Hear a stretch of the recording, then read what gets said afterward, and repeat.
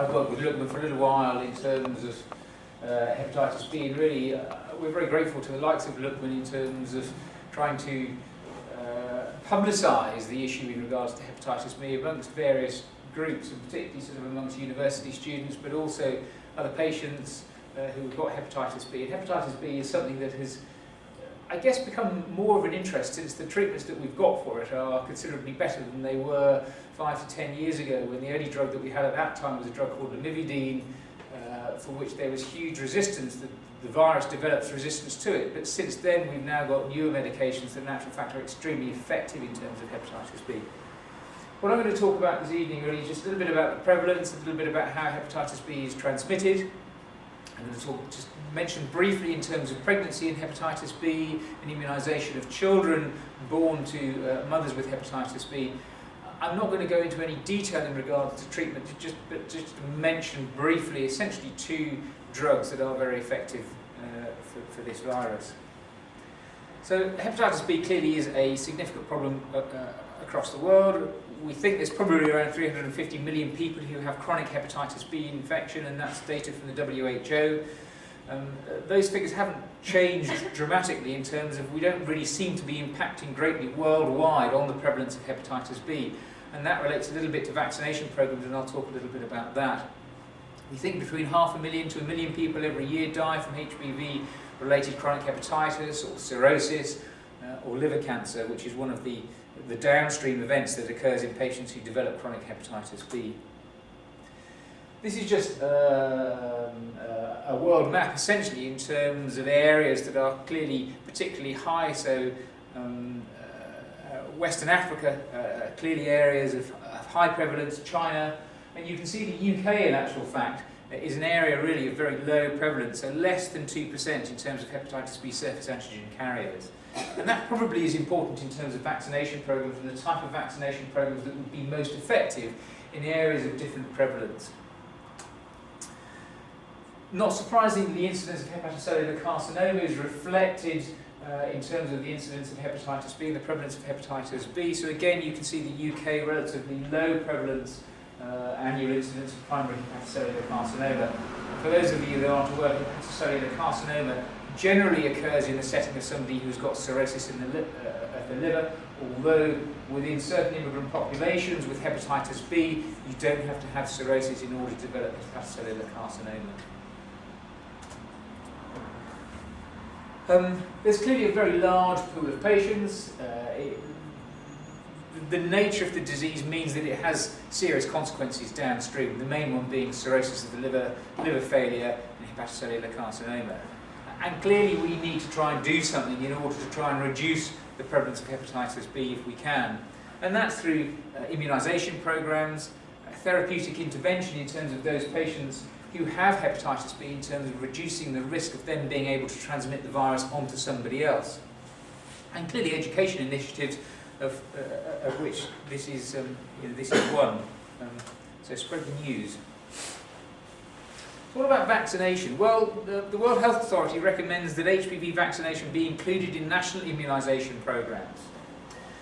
But the problem is that universal immunisation programmes haven't been adopted, and the UK is one of those countries where we do not have a national programme.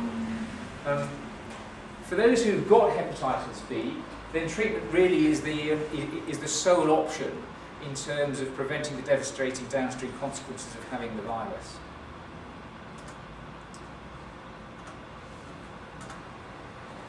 In terms of the clinical features then for hepatitis B, we think the incubation period is around about 60 to 90 days, so 2 to 3 months in terms of from the point at which you actually get the virus to the point at which you may start developing symptoms. The next bit is really quite important in terms of whether or not you do or don't get a clinical illness. If you acquire the virus at an age probably less than 5, then only around about 10% of children will actually develop a clinical illness that will raise a suspicion as to whether they might have hepatitis B. The older you are, the more likely you are probably to develop symptoms. And we think probably over the age of 5 years, between 30 to 50%. The acute case fatality rate is relatively low, so 0.5 to 1%. And the next bit really is very, very key in terms of if you acquire the virus as a child under the age of 5, then you've got anything between a 50 and 90% chance of developing long-term chronic hepatitis B. That means you are going to have the virus for the rest of your life and therefore at risk of the downstream consequences of that. Whilst if you acquire it in adulthood, there's a reasonable chance in actual fact that you'll clear the virus of your own accord. So your immune system will kick in and you'll clear the virus. So in adults, and even more so in females, you've probably got an 80 to 90% chance of clearing the virus. Now that is the complete flip side of the coin in actual fact for hepatitis C virus, which is another virus that affects the liver, where in actual fact 80% of people will develop chronic infection.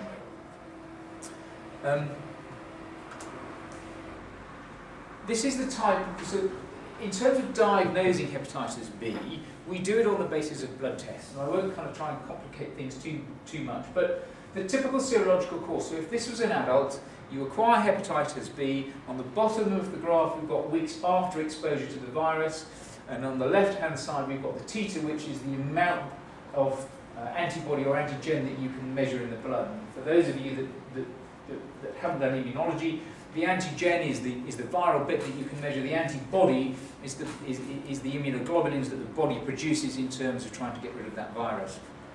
So the first thing we see is the hepatitis B surface antigen rising, and then as you begin to clear that, you can see here the antibody to that, which is the surface antigen, begins to rise. The virus is broken down into different bits, so we have what we call core antigen, the surface antigen and the E antigen, and those are all different bits of the virus. And they're important for different reasons. So the E antigen, which is the one at the top, is important in terms of infectivity. So if you're what we call E antigen positive, then you're thought to be a much higher infective risk in terms of transmitting that virus to somebody else.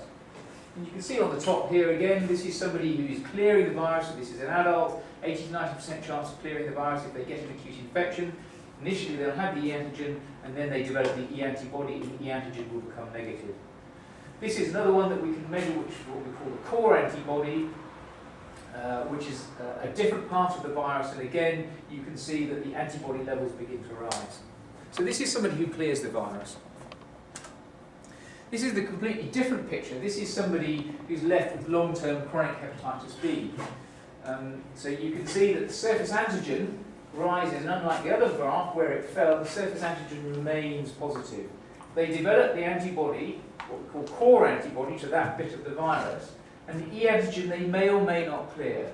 So they may develop antibody at a much later stage, many, many years down the line, and clear their E antigen, but at this stage they may well remain what we call surface antigen positive and E antigen positive, meaning that they are an infective carrier of hepatitis B and therefore at risk of transmitting to somebody else. Now there are other things that we can measure which have become increasingly important for hepatitis B. We can measure things like genotypes, so there's different types of hepatitis B. We measure viral loads, what we call HBV DNA. This is a DNA type virus, and we can measure that within the blood. And again, that's important in terms of deciding which patients we will or won't give treatment who chronically have the hepatitis virus.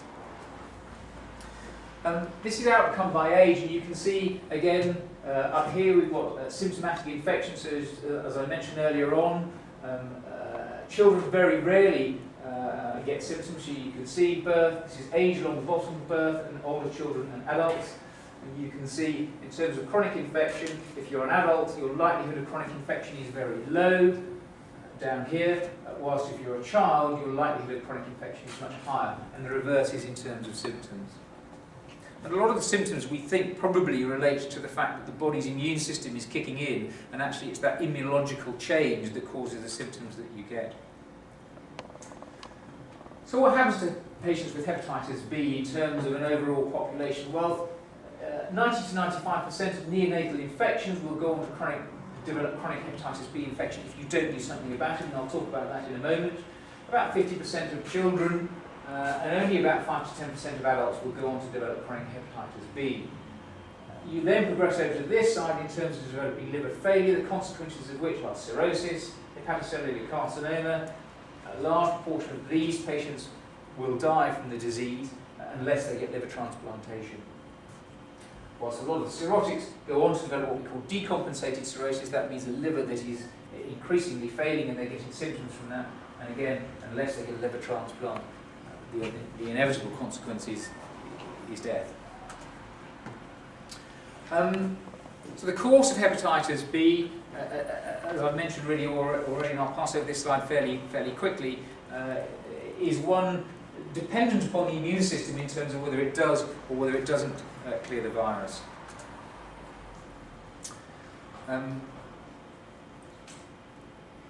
In terms of what you may see from a symptom point of view, patients often have viral type symptoms. They feel unwell, they get sweats, nausea, vomiting. They may well develop jaundice. A large proportion of these patients will present jaundice, that is, they're yellow, and when you do their blood test, you'd expect them to have a very abnormal liver function test, predominantly what we call a hepatitic picture. That means their ALT levels will go quite high. And at that point, in terms of, it's important that your level of suspicion, if you see somebody that comes in with jaundice into the A&E department or a GP, in actual fact their level of suspicion is such that you will test such patients for hepatitis B, because they may not necessarily give a history in terms of their risk. So what about the risk? How are we at risk in terms of hepatitis B? So this is generally what we would call a blood-borne virus. So in terms of, these are different body fluids where viral levels are quite high, so certainly in terms of blood, serum and wound exudates. It is a sexually transmitted disease. Particularly we see this more commonly in gay men. So moderate levels of concentrations of the virus we can see with vaginal fluid and saliva, and low or not detectable in urine, feces, sweat, tears and breast milk. And I'll mention about breast milk in terms of it is safe to breastfeed assuming that you've had a child immunised. So methods of transmission, sexual, parenteral, by that I mean intravenous drug use, and perinatal. And perinatal is the mode of transmission that we tend to see in those areas of very high incidence, so particularly China, where access to treatment is fairly limited, and we see an awful lot of what we call vertical transmission of hepatitis B. This is just a pie chart really in terms of the proportion of patients generally that we see from the point of view of how have they acquired. So 41% of patients are heterosexual, around about 9% within the homosexual community, intravenous drug users around about 15%. There is a large proportion where it is unclear in terms of how they have acquired their hepatitis B.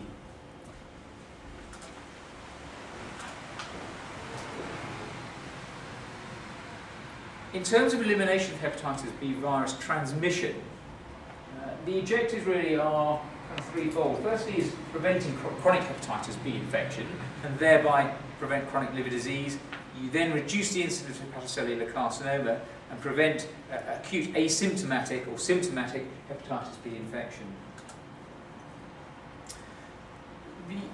In America, Samita probably will comment on this, Samita has worked in America fairly extensively, but the Americans have had a reasonably aggressive approach in terms of vaccination programs for hepatitis B, unlike ourselves over here. And their strategy was one to prevent perinatal hepatitis B transmission, and they routinely vaccinate all infants. They vaccinate children in high-risk groups, so there's a sort of a second pickup in terms of those that haven't been vaccinated as infants, and then a third pickup in terms of vaccination of adolescents, so all unvaccinated children at 11 or 12 years of age, and again higher risk adolescents. And you can see here, this is just a graph in terms of the estimated incidence of acute hepatitis B. This is quite an old slide, but from 78 to 95, and you can see on the top various things that they brought in that has clearly reduced the incidence of acute hepatitis B. So in terms of infant immunisation, hepatitis B screening for pregnant women, a variety of things that clearly have reduced the incidence of hepatitis B. What about in Europe? So 47 countries do, 6 don't. We are one of the ones that don't. Italy and Spain have universal infant and adolescent immunisation, which they started in 1991. And they clearly have seen a fall in the incidence of acute infection, both within Italy and within Spain. The issue with the UK, in actual fact, is because the incidence and the prevalence of hepatitis B is so low, we essentially have a programme within the UK whereby we vaccinate high-risk groups, and we target high-risk groups. So, for instance, in the Claude Nicole or the Lawson unit, which is our sexual health clinic down at the county hospital, those patients generally will be screened. Samita's got a lot of very good data in terms of screening within a primary care setting through the substance misuse centres. Are you going to talk about that, Samita? Briefly. So I won't steal her thunder on that, but it isn't great, and there clearly is huge scope for improvement in terms of testing high-risk groups and then undertaking vaccination in those high-risk groups, but not only offering it to them, but ensuring that actually they take up the vaccination program that is offered to them, because they need generally 3 injections, and a large proportion of patients never come along for all 3 injections. And I've alluded to that there in terms of the need for continued reaching out to high-risk groups, and Samita will talk a little bit more about that. I better spin on because I can see I'm up against it time-wise. I've got the chairman waving at me. Just very quickly then, because I think this is important in terms of pregnant women and new mums. This is fairly quick. Can I breastfeed my baby if I have hepatitis B? The answer is yes. Your baby, if you've got hepatitis B, needs to have something called hepatitis B immunoglobulin, and then they would then get 3 shots of vaccination. Can my baby die from hepatitis B? The majority of babies don't die from hepatitis B, but if you don't vaccinate them, 9 out of 10 will go on to develop chronic hepatitis B. So it really is important that they get their hepatitis B immunoglobulin and they get all 3 shots. So they get the first shot at birth, a second shot at 1 to 2 months old, and a third shot at 6 months old. What if my baby doesn't get the shots? Well, 19 out of 20 babies, if they do get them, will be protected for life, but otherwise the outcome generally can be quite poor. You must get your sexual partner vaccinated for hepatitis B. That clearly is very important if you know that you've got hepatitis B. It is something that transmission can be prevented. And very lastly, just in terms of treatment, this is my last slide, essentially we have a number of drugs that are extremely effective in terms of reducing the viral load down to 0 in patients with hepatitis B. Our ability to test for the virus in terms of the virus load has got better and better as the years have gone on, and previously we were only able to test down to less than 10 to the power 6. We're now able to detect down to less than 20 copies. So we can aggressively treat patients with a variety of oral medications that are generally very safe, have very few side effects, and are very effective for this. But it's about targeting the right group of patients, and I won't go into that because we go through a whole process of test in terms of deciding which patients are most suitable to go on to hepatitis B treatment, because it isn't by any means every patient with hepatitis B that needs to have treatment. This is a virus that very often will remain quite dormant in quite a latent phase for quite a long period of time without causing progressive disease, and it's about monitoring those patients in terms of when we need to treat them. Samita. Thank you.